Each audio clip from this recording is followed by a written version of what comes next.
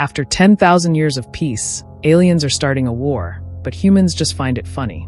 Lieutenant Vex, feeling embarrassed and turning a deeper shade of purple, reported that the humans are laughing at us, Supreme Commander Zor'Thak. Zor'Thak's 4 eyes blinked quickly, showing he was very upset, but he held the command chair so tightly that it started to bend. "Play the message again," he said roughly. The main screen lit up and showed a human woman. She had short brown hair and blue eyes like the ocean. Her name was Admiral Tessa Monroe, the top leader of Earth's defense forces. "Let me understand this," she said, a smile on her face that she didn't try to hide. "You, the powerful Krexian Empire, are starting a war against us because we won't let you have soul mining rights to a deserted planet at the far end of our solar system?" Zor'Thak's second heart started to beat faster. The boldness, the rudeness, and the total absence of fear. He told her in the first message, "We are the Krexian Empire. We have taken over 12 galaxies. Our warships can block out the sun. We have trillions of soldiers. The peace treaty your ancestors signed 1,000 years ago has ended, and we do not want to renew it. Give up now or be destroyed." And what did this person do? They laughed, really laughed. "You know we've been keeping an eye on you for 1,000 years, right?" Admiral Monroe said in the recording. "We've been listening to your talks, looking at your technology, and checking how you operate. The agreement wasn't meant to protect us, it was meant to protect you." The bridge became quiet. 50 of the Empire's top officers looked at their leader, waiting to see how he would respond. "She's pretending," whispered Science Officer Krell, her voice very quiet. "They must be pretending, right?" Zor'Thak asked his intelligence director, Lurer. "Explain what happens in this reaction. Why aren't they scared? Why aren't they asking for help? They are just one group of beings stuck in one solar system." The director, Lurer, moved closer, his metal suit making clicking sounds. "Supreme Commander, we don't know much about humans. The agreement kept us from looking directly. We realized they were not very advanced when we first met them. They had just started flying into space. Their weapons used chemicals, and their medicines still involved surgery. Now they're asking for Zor'Thak." "I don't know," said Lurer. "The agreement made sure we stayed 5 light years away from their system all the time. We have found strange energy readings over the years, but nothing that proves anything definitively. They might have improved a lot in just 1,000 years, Zor'Thak said with a scoff. "No species evolves that fast. It took us 15,000 years to travel between stars, with all respect." The commander interrupted Fleet Admiral Dex. "Maybe we should send a small ship to check their strengths before deciding to invade completely." Zor'Thak, who was part of his team, turned away because he was scared. "We are Krexian. We don't search for others. We don't evaluate, we take over." But the leader, Dex, kept insisting, her tentacle-like face moving with worry. "If there's even a small chance the person is telling the truth, that's enough," Zor'Thak shouted, standing tall at 12 feet. "Get the fleet ready. All ships and soldiers, we will cover their skies with darkness, we will heat their oceans, and we will show these people the power of the Krexian Empire." While the bridge crew rushed to follow his commands, Zor'Thak looked at the screen again, examining the person's face. Admiral Monroe was still smiling slyly. She said in the recording right before it ended, "When you come, bring something fun. We have been here in this solar system for 1,000 years, just waiting and getting ready for you to come back.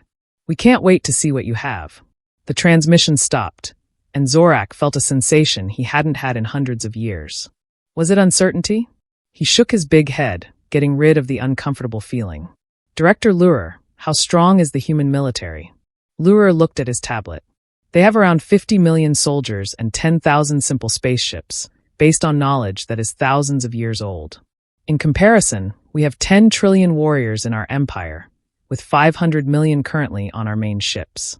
The Armada has 100,000 warships, and each one can turn a planet's surface into lava." Zor'Thak felt a bit calmer. The numbers are true. Even if they have improved, they still can't compete with that level of military strength. "There's another thing." The top leader spoke slowly about humans. "At first, we notice something unusual about them. When they feel threatened, they tend to act more aggressively instead of backing down. They also seem to have a strange attitude towards death. They know they will die, but they behave like they will live forever. It makes how they act uncertain." Zor'Thak waved a hand to show he didn't care. "Their unusual thoughts won't protect them from plasma cannons. Set a course for the solar system at top speed." As the powerful Krexian Armada started to move, creating a massive wave of destruction that spanned across many light years, Zor'Thak couldn't forget how the human laughed. It wasn't the laugh of someone trying to trick him. It was the laugh of someone who knew something he didn't. For the first time in his 300 years of life, Supreme Commander Zor'Thak felt a chill run down his spine. The trip to Earth took 3 weeks. 3 weeks to get ready and 3 weeks to practice fighting. For 3 weeks, Zor'Thak kept telling his leaders that this would be a quick and great victory. It wasn't the laugh of someone bluffing. It was the laugh of someone who knew something he didn't, and for the first time in his 300-year life, Supreme Commander Zor'Thak felt a cold shiver run down his spine. The journey to Earth took 3 standard weeks. 3 weeks of preparation and 3 weeks of battle simulations. 3 weeks of Zor'Thak reassuring his commanders that this would be a swift and glorious conquest. 3 weeks of trying to forget the sound of human laughter, and we are approaching the edge of the Sol system. The Supreme Commander announced the navigator's Pluto orbit in 5 minutes. Zor'Thak nodded in his silver ceremonial armor, gleaming under the bridge lights. He had dressed for victory today. Any sign they have detected us? Communications Officer Trill checked her instruments. Nothing, Commander. No transmissions, no defensive preparations. Their system appears completely open. Overconfidence, huffed Zor, the most reliable harbinger of defeat. As the Armada crossed the boundary of the Sol system, every Kian on the bridge waited for alarms for human death. Enders to appear for anything that would explain Admiral Monroe's baffling confidence. Nothing happened. Continue the approach. Ordered Zor'Thak to maintain battle formation. The Kian warships moved deeper into the system, passing the ice giants Neptune and Uranus without incident. When they reached Saturn, Zor'Thak began to relax. Perhaps the humans really were bluffing. Perhaps they had simply gone insane during their 1,000 years of isolation. The Supreme Commander called Science Officer Kell.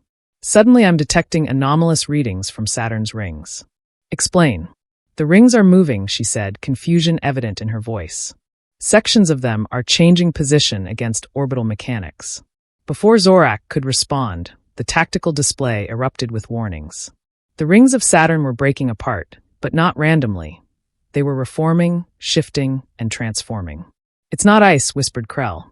The rings, they are not ice and rock. They are ships, finished Zor'Thak, watching in horror as millions, no, billions of tiny craft emerged from their perfect hiding place. They had been disguised as part of Saturn's rings, indistinguishable from natural debris, until they moved. Incoming transmission, announced Trill, her voice shaking. The view screen activated, showing Admiral Monroe again. She was standing on what appeared to be a bridge similar to their own but sleeker and more advanced. Welcome to Sol, Commander Zor'Thak, she said cheerfully. I see you brought the whole family, how thoughtful. Zor'Thak struggled to maintain his composure. What is the meaning of this deception? Where did these ships come from? Deception. Monroe raised an eyebrow. Oh, deception. Just preparation as for the ships. We built them all, 10 billion of them. We had a lot of time on our hands, what with the peace treaty and all. Impossible. Roar, Zor, though no civilization could build so many vessels. Oh, that's right, you still build your ships by hand, don't you? How quaint. Monroe smiled. We automated that process about 800 years ago. These days our fabricators can produce a fully functional warship every 1.3 seconds. You do the math. Zor then turned to his tactical officer. Weapons status. All systems ready. Supreme Commander target their fleet in fire. Monroe sighed on the screen. Really? That's your move? All right then. The Kian Armada unleashed its fury. 100,000 capital ships firing simultaneously at the swarm of human vessels.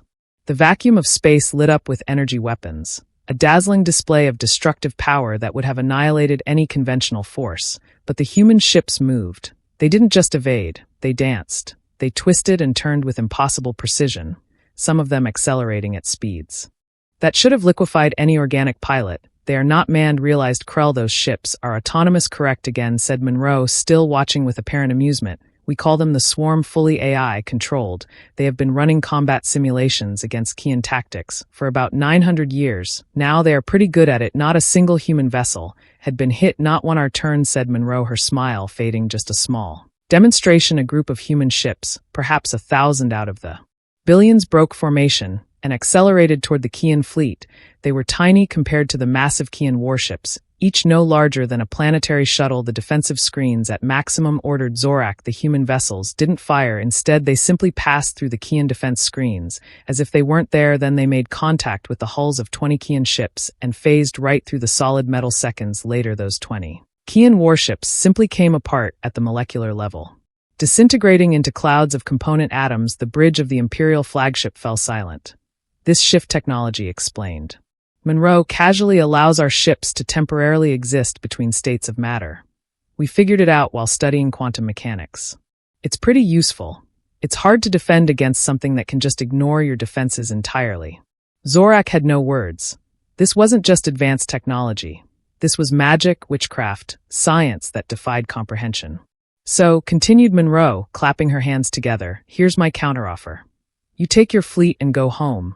You renew the treaty, this time for 10,000 years, and we will pretend this little misunderstanding never happened, and if we refuse, we'll manage. Zor'Thak's voice was barely a whisper. Admiral Monroe's face turned serious for the first time, and then we will finish our demonstration, and the Krexian Empire will need to find a new Supreme Commander and about 100,000 new warships. Supreme Commander Zor'Thak had never retreated in his entire 300-year military career. The concept was so foreign to Krexian doctrine that their language lacked a proper word for it. The closest translation was strategic repositioning for future conquest. The phrase was so rarely used that most officers didn't even know it existed. Yet here he was ordering the most powerful armada in the universe to back away from a single star system. All ships reverse course, he commanded, each word tasting bitter on his tongue. Maintain defensive formation. No aggressive actions. His bridge officers exchanged shocked glances, but carried out his orders without question. Even the most battle-hungry among them had witnessed the molecular disintegration of 20 Krexian warships. None wished to share that fate. The human vessels are holding position, reported Tactical Officer JX. They are not pursuing on the view screen. Admiral Monroe nodded approvingly. Wise choice, Commander. Your ships are free to leave unharmed. This isn't over.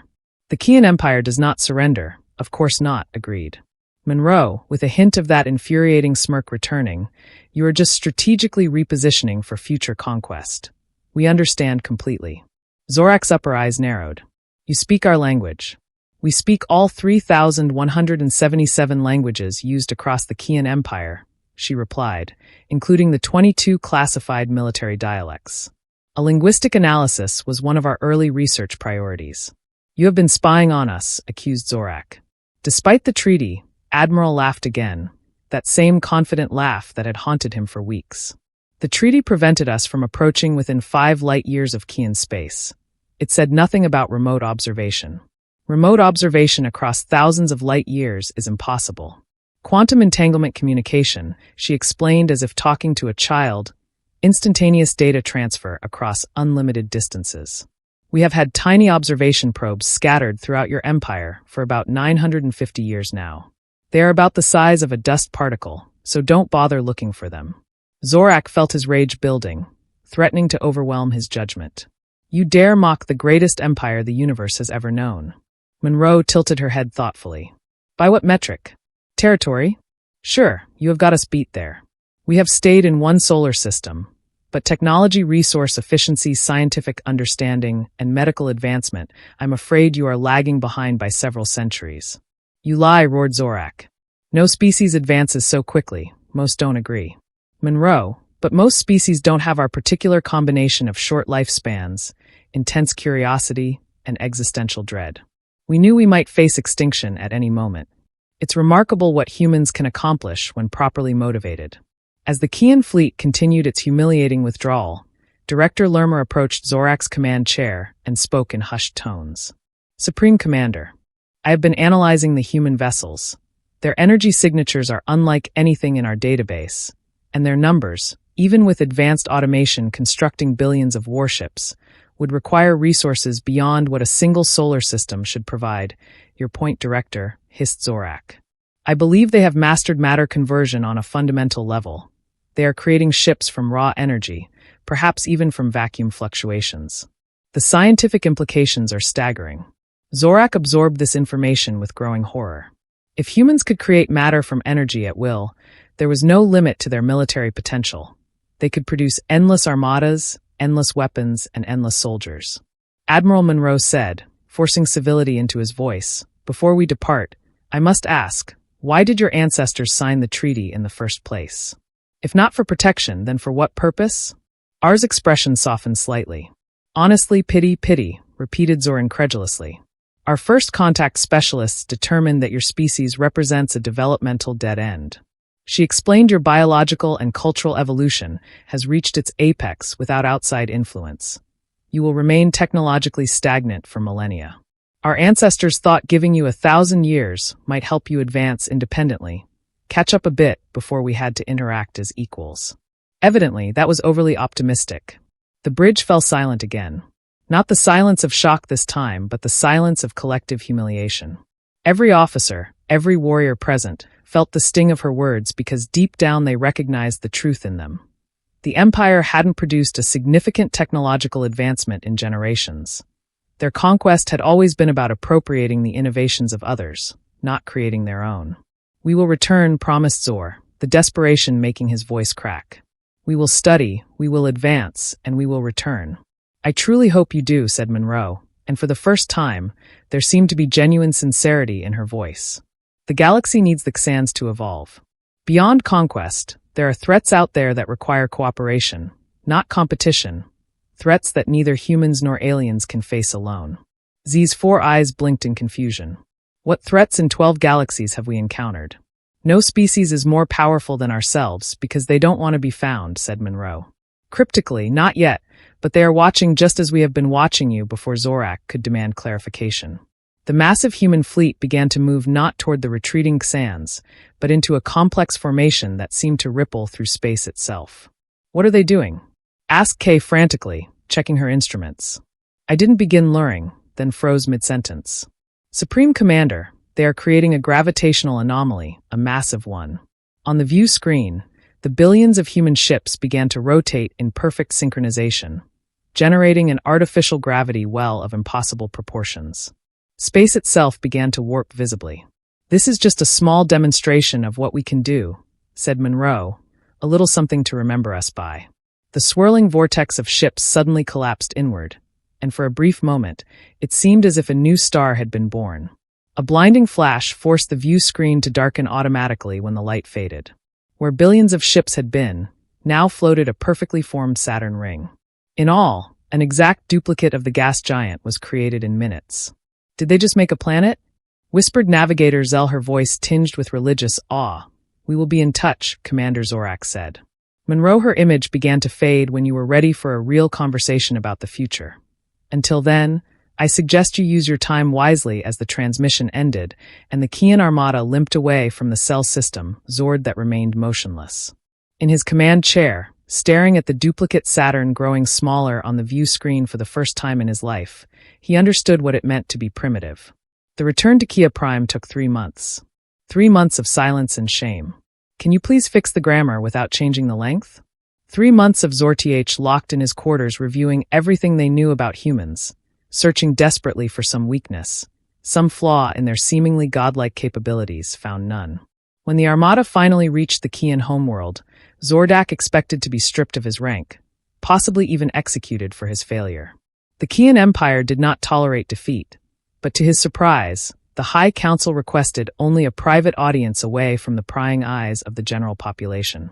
"Tell us everything," commanded Arch-Councillor Vexer, the oldest living Kian and nominal head of the Empire. "Leave nothing out."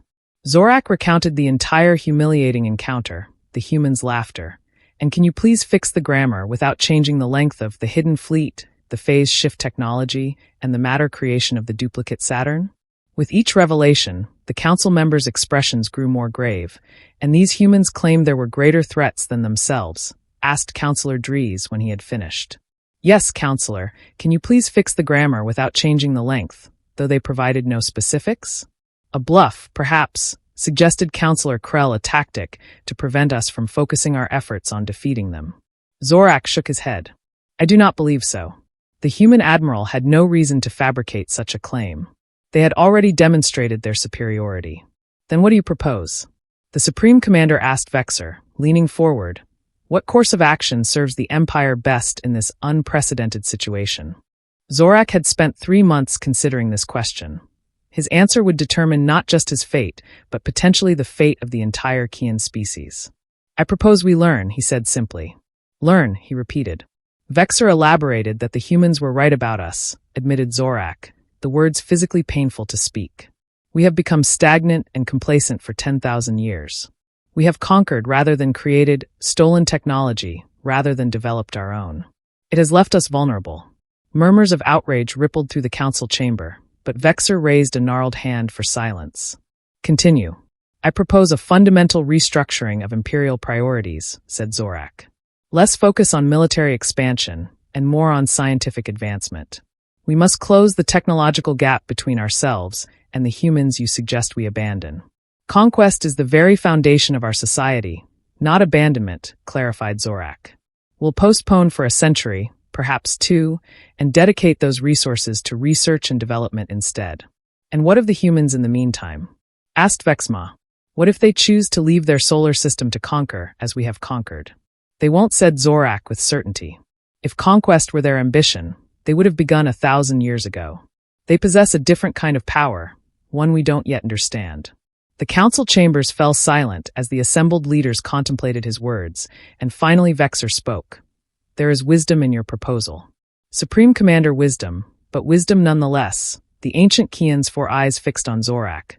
But such a fundamental shift will face resistance. Many will call it cowardice, said Zor'Thak firmly. I have seen what awaits us if we continue on our current path. The war we cannot win. Extinction, perhaps. I would rather suffer accusations of cowardice than lead our species to annihilation. Vexor nodded slowly. Very well, we will put it to a vote, but first there is one more matter to address. He motioned to a guard, who activated a communication panel. Bring in the visitor. The chamber doors slid open, and to Zor'Thak's astonishment, a human entered, not Admiral Monroe, but a tall, lean male with dark skin and close-cropped hair. He wore no military uniform, only simple clothing in earth colors. This is Dr. Jackson, Webb introduced. He arrived yesterday alone in a vessel no larger than a personal shuttle. How did he reach Kia? Prime demanded, Zor'Thak. Our defenses were quite impressive. Dr. Webb interrupted pleasantly. I particularly liked the autonomous mines in the Cygnus approach. Very creative, Supreme Command. Ander Zor'Thak, I presume, continued Webb, approaching with an extended hand. After a moment of confusion, Zor'Thak reluctantly extended his own appendage, and the human clasped it briefly. Admiral Monroe sends her regards. Why are you here, human? Growled Zor'Thak. To offer assistance, replied Webb simply, and to deliver this, he handed Zor'Thak a small device no larger than a Kian data crystal. It pulsed with a soft blue light. What is it? The complete scientific and technological history of humanity, said Webb. Every discovery, every invention, every theoretical framework, from the wheel to phase shift technology, everything except weapons, of course. Those you will have to figure out yourselves if you are so inclined. Zor'Thak stared at the tiny device in disbelief. Why would you give us this? Webb smiled, and Zor'Thak was struck by how similar it was to Monroe's expression. Not quite a smirk, but close, the smile of a species utterly confident in its position because evolution requires competition, explained Webb. For the past 1,000 years, humans have had none. We have advanced quickly, yes, but without external pressure, without diverse perspectives, we have become inbred, intellectually speaking. You want us as competitors? Asked Zor'Thak skeptically. We want you as colleagues, corrected Monroe. Webb partners in the greater project of galactic civilization. The threats Admiral Monroe mentioned are real, and they will require more than just human innovation to overcome. Vexor leaned forward again. What threats precisely? Webb's expression turned somber. There are spaces between galaxies where light behaves strangely, regions where the fundamental laws of physics flex. We have been studying them for centuries. Something is coming, something old, something that considers both our species and nothing more than passing bacteria on a cosmic petri dish. And you believe the Krexian Empire would aid humanity against such a threat? Asked Counselor Dries incredulously after your humiliation of our fleet. I believe you will aid yourselves, replied Webb self. Preservation is a powerful motivator common to both our species, and I believe that given time in this, he nodded at the device in Zor'Thak's hand, you might actually become the allies we need. Zor'Thak looked down at the tiny crystal containing millennia of human knowledge. It would change everything. The balance of power within the Empire, social hierarchies, economic systems, and their entire way of life. It would also save them from obsolescence. We accept your offering. Dr. Webb said. Zor'Thak, finally, and Webb nodded, seemingly satisfied. Excellent. In that case, I'm authorized to propose a new treaty, not one of separation this time, but of limited cooperation. Scientific exchange, cultural dialogue, preparation for what's coming, and military matters. Zord asked that cautiously. Webb's expression turned serious again. Let's just say that how quickly we share our defensive technologies will depend entirely on how quickly you abandon your offensive ambitions. The implication was clear. The humans were offering a path forward, but not unconditional trust, which would have to be earned as the council debated the terms of this unprecedented treaty. Zor'Thak found himself studying the human not with hatred or resentment now, but with curiosity. How had they advanced so quickly? What drove them to explore rather than conquer? What could the mighty Krexian Empire learn from a species confined to a single solar system? And most puzzling of all, why did they still laugh in the face of threats?